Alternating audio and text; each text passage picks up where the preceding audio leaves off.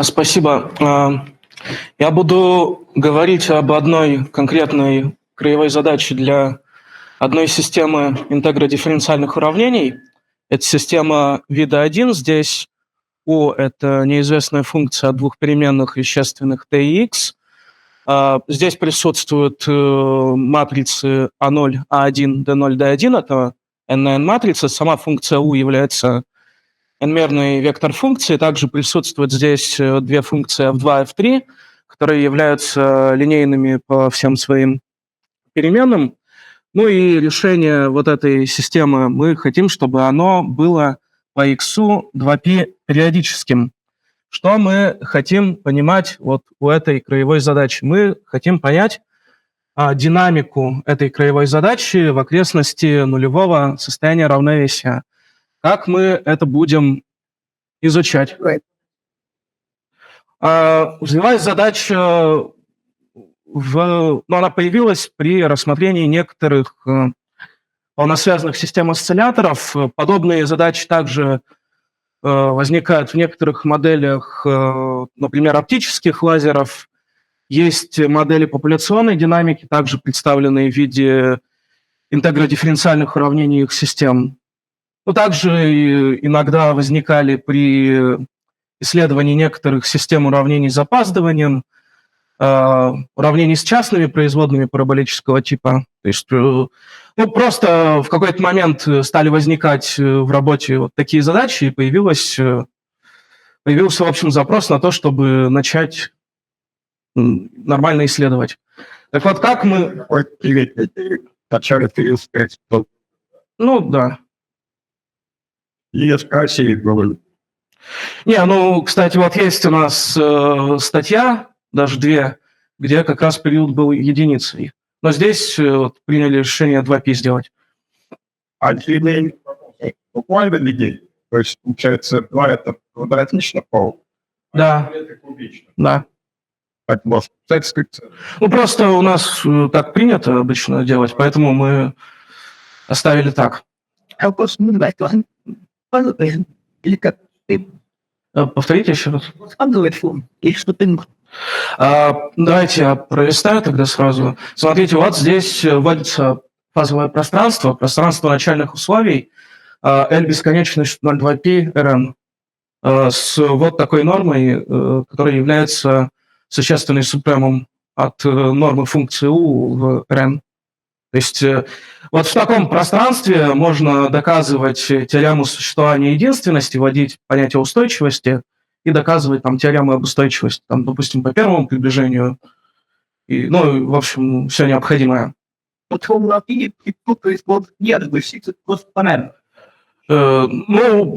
присутствует в интеграле. Да, по сути.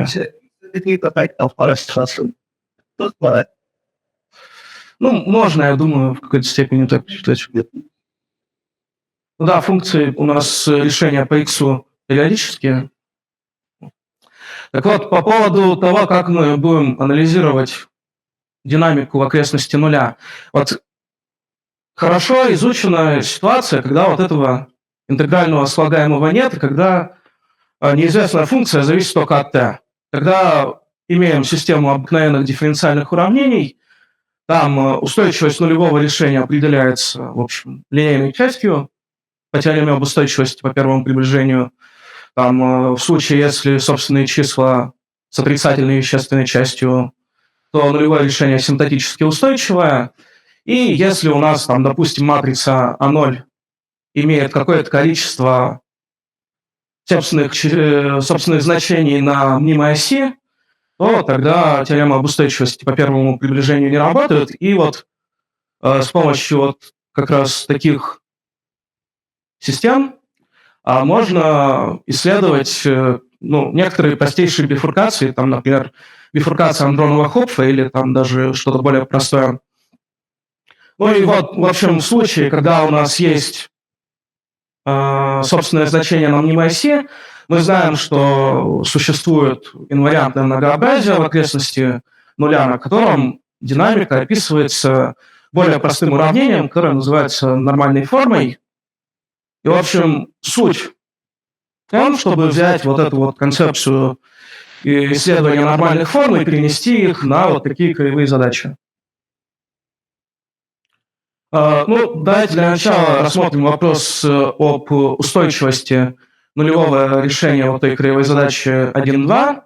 Там стандартно, в общем, представляем решение в виде вектора, умноженного на экспоненту лямбда t плюс икx, подставили, получили задачу нахождения собственных значений вот такого набора матриц.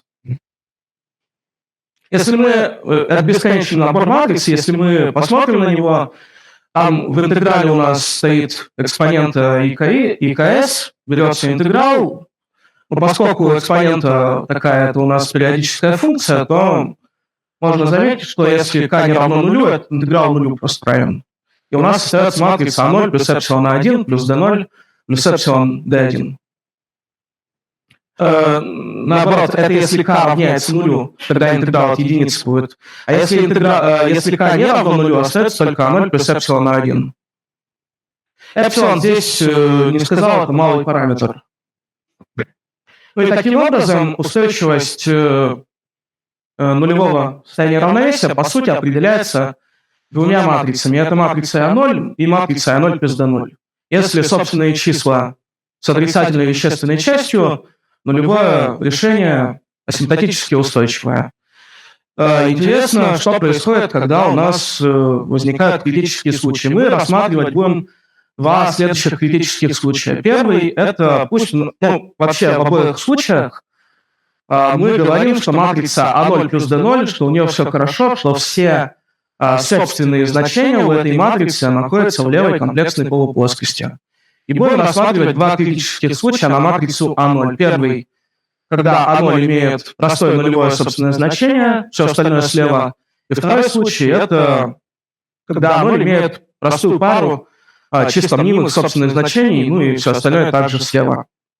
Здесь важно заметить вот что поскольку здесь-то на самом деле у нас бесконечный набор матриц, несмотря на то, что там при k не равно нулю, они все схлопываются в одну, по сути, мы получаем, вот в этих случаях, когда матрица А0 имеет собственное число на мнимой оси, мы получаем, что по факту у нас бесконечное количество собственных чисел находится на мнимой оси, потому что у нас было бесконечное количество матриц. Поэтому здесь правильно говорить про то, что динамика будет описываться не нормальной формой, а так называемыми аналогами, которые называются квазинормальными формами. И здесь, в этой работе, эти квазинормальные формы построены и исследованы некоторые свойства, некоторые решения вот этих самых квазинормальных форм. Рассматриваем сначала случай, когда матрица А0 имеет простое нулевое собственное значение. В этом случае решение нашей краевой задачи мы будем искать в виде вот такого асимптотического ряда по эпсилон. И что мы делаем? Мы просто берем этот ряд, подставляем в исходную систему интегродифференциальных уравнений. В левой части системы у нас ряд по степеням эпсилон, в правой части у нас тоже ряд по степеням эпсилон. Что мы делаем? Берем слева коэффициенты и справа коэффициенты, приравниваем при одинаковых степенях эпсилон. Здесь у нас появляется новая переменная тау. Тау – это эпсилон t, так называемое медленное время. Так вот, когда мы это подставили, приравниваем коэффициенты, при эпсилон в первой степени у нас неожиданно вылезет вот это вот условие о том, что интеграл от кси по пространственной переменной должен быть равен нулю. Си здесь это новая введенная некоторая функция, она, в общем, скалярная, это не векторная функция. А при эпсилон квадрате мы получим вот такое интегродифференциальное уравнение, которое с учетом того, что у нас рассматривается краевая задача, должно быть дополнено 2π периодическим краевым условием. Вообще, в реальной практике наиболее интересной ситуацией здесь является случай, когда параметр лямбда и параметр, когда параметр лямбда положительный, а когда параметр дельта отрицательный. Лямбда и дельта здесь вычисляются из вида изначальной системы интегродифференциальных уравнений. Здесь я не буду останавливаться на том, как они реально выглядят, потому что это, как правило, это довольно громоздкие выражения. Здесь все больше интересует вопрос именно о том, что происходит вот в этих полученных квазинормальных формах. Поскольку лямбда больше нуля, дельта меньше нуля, здесь можно пронормировать вот эти самые параметры, и мы будем считать, что лямбда равняется единице, дельта равняется минус единице, и в таком случае мы будем рассматривать краевую задачу 3, то есть вот у нас интегродифференциальное уравнение. Здесь Pm от t — это просто средняя функция t по x, вот ниже это написано, просто для сокращения. Уравнение дополняется 2π периодическим краевым условием, и вот этим третьим условием нулевого по пространству среднего. Сразу надо сказать, что вот это условие нулевого среднего, оно сразу говорит нам о том, что в этой краевой задаче нет не нулевых, однородных по x состояний равновесия. То есть есть только нулевое. Если бы было не нулевое, интеграл бы не был равен нулю, а он должен быть равен нулю. Такие решения вообще бывают в таких интегродифференциальных уравнениях. Как правило, это часто встречаются разные кусочно-гладкие функции. В частности, например, это могут быть кусочно-постоянные по x решения, которые в данном случае являются еще и состояниями равновесия, потому что они не изменяются по времени. Здесь вот есть, например, вот такое аж целое семейство таких решений, где альфа — это у нас получается точка разрыва между двумя, по сути, ступеньками. То, что это решение действительно есть, проверяется просто непосредственной подстановкой в наше уравнение и проверкой условия нулевого среднего. Здесь также написано, что решения, все вот эти вида 4, они неустойчивы. Здесь надо поговорить вообще об устойчивости, о том, как мы будем исследовать устойчивость таких кусочно-постоянных решений. У нас фазовое пространство или бесконечность с нормой в виде существенной супремум. Вот как с этим, в этой норме исследовать устойчивость, на самом деле не очень понятно, поэтому было принято решение ввести новое определение, которое мы назвали альфа-устойчивостью. Вот здесь определение, в общем-то, написано. Я поясню основную суть. Вот у нас есть какое-то кусочно-постоянное решение, сколько-то ступенек. Мы просто делаем вот что, разделяем наш отрезок 0,2π на разные участки, где находятся разные ступеньки.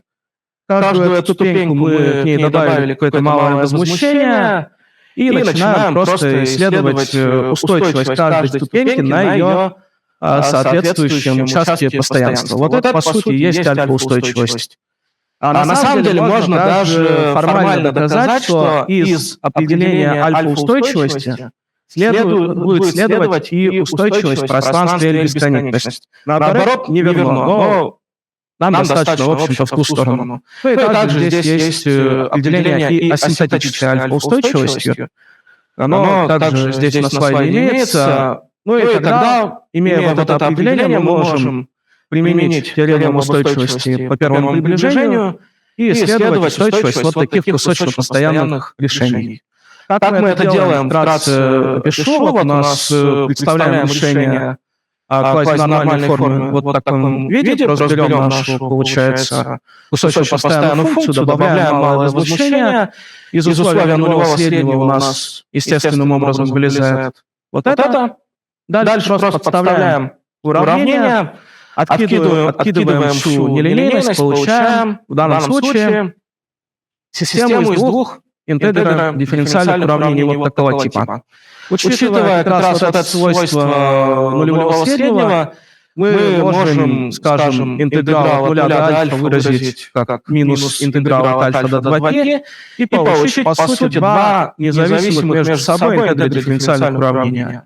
Вот как с ними теперь будем работать? Поскольку решение у нас должно быть периодическим, мы, по сути, ведь можем разложить его, скажем, в ряд Фурье. А ряд Фурье — это что такое? Это сумма двух слагаемых. Одно слагаемое, у которого нулевое среднее, другое слагаемое, у которого не нулевое.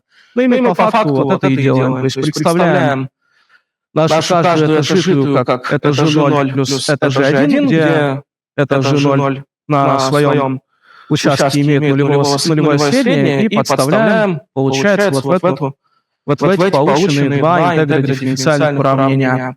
И тогда у нас получится уже система из 4 уравнений. Первые два — это, в общем, обыкновенные дифференциальные уравнения, причем даже линейные, а последние два — это все еще интегродифференциальные уравнения, с которыми не очень понятно, что делает, но сделаем вот что. В третьем уравнении, получается, мы слева и справа возьмем интеграл по x от 0 до альфа, а у четвертого от альфа до 2π. Если мы это сделаем, мы на самом деле получим тоже обыкновенные дифференциальные уравнения, но в которых неизвестными будут уже интегралы от этих функций. Ну и тогда работает теорема об устойчивости по первому приближению, что наше решение асимптотически, в данном случае альфа устойчивое, если все коэффициенты перед неизвестными, ну в данном случае в этой системе отрицательны. То здесь это не так, потому что первое и второе уравнение, там коэффициенты одинаковые по модулю, просто различные по знакам, они не так одновременно не могут быть отрицательными. Ну и, следовательно, решение неустойчивое. Вот таким образом мы решаем вопрос об устойчивости вот этих ступенчатых решений. Кроме того, я сразу скажу, что отмотаю вот сюда, вот в этой краевой задаче вообще нет никаких устойчивых решений. Можно доказать, что вся вот эта динамическая система, она вообще не диссипативная. То есть, если, например, даже численно пытаться что-то там порешать, через какое-то время решения начнут на бесконечность уходить. Более интересный случай возникает, когда при построении квазинормальной формы мы получили, что вот этот параметр дельта оказался нулем. Какое может быть? В этом случае мы решение будем искать в виде асимптотического ряда уже не по эпсилон, а по эпсилон в 1/2. И точно так же подставляем в исходную систему, приравниваем все слева и справа при одинаковых степенях малого параметра, и получим уже квазинормальную форму вида 5. Здесь она уже представлена после всех нормировок и замен переменных. Имеется здесь некоторый вещественный параметр гамма. Точно так же здесь имеются постоянные решения вот такого типа, но здесь нужно обратить внимание на то, что оно может не существовать, потому что подкоренное выражение должно быть положительным. Но здесь хорошо, что вот это подкоренное выражение относительно альфа является многочленом второй степени. А раз многочлен второй степени, как бы тут все понятно, как определять условия существования. У этого многочлена дискриминант вот такой, там коэффициент на 3 плюс гамма, гамма минус 1. И можно просто увидеть, что если гамма от минус 3 до 1, этот дискриминант отрицательный, вся вот эта парабола находится выше оси абсцисс, и, следовательно, неравенство выполнено. Поэтому при любом альфа от 0 до 2π и при гамма от минус 3 до 1 эти решения не существуют. То же самое, если гамма равно минус 3, просто взяли, подставили, у нас получилось 3π квадрат. Оно положительное. Отдельно надо рассмотреть еще случаи, когда гамма меньше минус 3. Вот здесь просто, опять же, анализируя вот этот многочлен, можно получить, что альфа у нас должно находиться от вот этого до вот этого. Это, по сути, в форме того многочлена. Если мы их проанализируем, вот это выражение слева, оно имеет предел при гамма, стремящемся к минус бесконечности. И этот предел равен нулю. А когда мы гамма начинаем увеличивать от минус бесконечности и до нуля, не до нуля, до минус 3, это функция убывающая, вот которая слева. И поэтому вот этот конец никогда в наш интервал 0,2π не попадет. Это же самое с правым концом. У него при гамма, стремящемся к минус бесконечности, предел 2π, а потом он возрастает. И, следовательно, правый конец тоже не попадает. Значит, при гамма меньше минус 3 у нас тоже вот эти решения всегда существуют. При любом альфа из 0,2π. Чуть сложнее ситуация, когда гамма от единицы до бесконечности. Здесь, наверное, отдельно прописан случай гамма равный 1. Вот этот у нас, получается, многочлен второй степени будет иметь вот такой вид. Несложно заметить, что там единственный корень — это альфа, и получается, что при альфа не альфа π единственный корень. И получается, что при альфа равном π вот этой нашей кусочно-постоянной функции ее нет. Для того же Да? И вот сейчас 5 минут даст. Давайте я завершусь. Вот здесь можно показать, что вот у нас, когда гамма равняется единице, появилась вот эта плохая точка π. Если гамму мы увеличиваем, вот от этой точки π отходит как раз два вот таких конца. И они как раз лежат вот в этом интервале. Увеличивая гамма, этот интервал расширяется, и при стремлении к бесконечности он у нас поглощает, в общем, весь интервал на 2π. Также здесь рассматривается устойчивость. Здесь можно показать, что вот эти как раз кусочно-постоянные решения, они устойчивые. Если точка разрыва находится между 2/3 π до 4/3 π.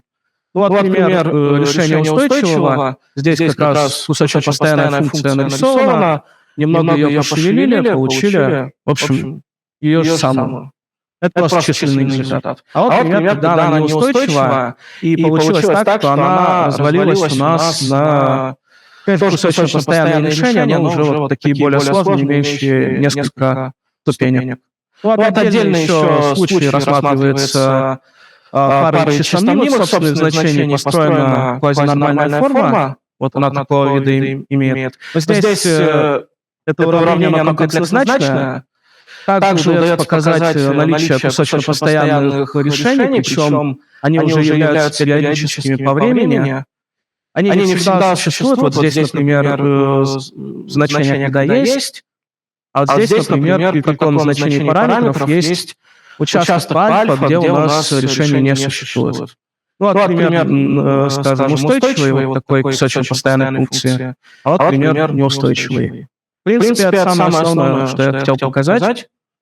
В общем, на этом у меня все. Спасибо. Еще просто. Вообще, как приложите такая конечная? В некоторых моделях оптических лазеров это присутствует. А есть еще некоторые модели популяционной динамики. Сейчас я конкретных, наверное, ссылок не скажу. Вот у нас сейчас... Тест, когда Чего еще раз? решение вот этих, до чего там соответствует этих моделей.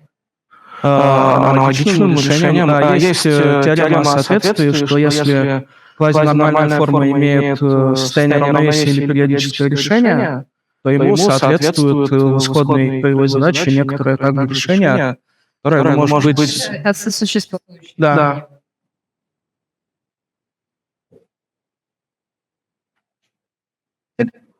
Ну, видимо, да. Ну, через месяц. Как тебя так вот погачился? Как-то так ничего не заставляли. Можно играть его такие замечательные импульсы. О, замечательные. Чего?